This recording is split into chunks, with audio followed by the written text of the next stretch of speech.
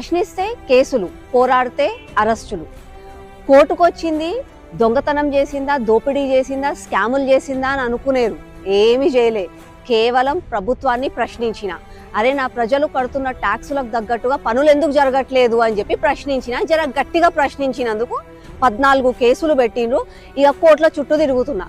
కార్పొరేటర్కి కాకముందు కనీసం government office చుట్టూ కూడా పోలేదు. అట్లాంటిది ఇప్పుడు ఆఫీస్ల చుట్టూ, కోర్టుల చుట్టూ, స్టేషన్ల చుట్టూ కూడా తిరుగుతున్నా.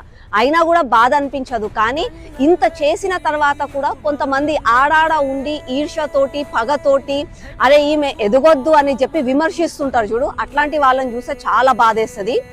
బాధ అంటే నాకు అనుకునేరు, నాకు కాదు. అట్లాంటి వాళ్ళని చూసి ఆ ఈర్ష, కోపం, కుళ్ళు, కుతంత్రాలు వీళ్ళందరికీ ఇన్ని గణం ఎందుకున్నాయి వీళ్ళ మీద? ఒకరిని అనగదొక్కాలి అన్న ఆలోచనలతోటి మనుషులు ఎట్లా బ్రతుకుతున్నారు, వీళ్ళ చుట్టుపక్కల వాళ్ళెట్లా ఉన్నారు అని చెప్పి వాళ్ళని చూస్తే నాకు జాలేస్తుంది. ఏదైనా సరే ఈ ప్రభుత్వం సుధరాయించే వరకు నా పోరాటం ఆగదు, నన్ను ప్రశ్నించడం ఆగదు. ఎన్నో కేసులు పెట్టినా నేను ఎందుకు భయపడును అంటే ఎండ్ ఆఫ్ ద డే చట్టం ఎవరికి చుట్టం కాదు. నాకు తెలుసు న్యాయం గెలుస్తుందని చెప్పి కోర్టుకు వచ్చిన తర్వాత అట్లాంటి తప్పుడు కేసులు ఎట్లాగైనా కొట్టేస్తారు. కాబట్టి ఏమి చేసినా కూడా భయపడేది లేదు. ప్రశ్నించడం మాత్రం కొనసాగుతూనే ఉంటుంది.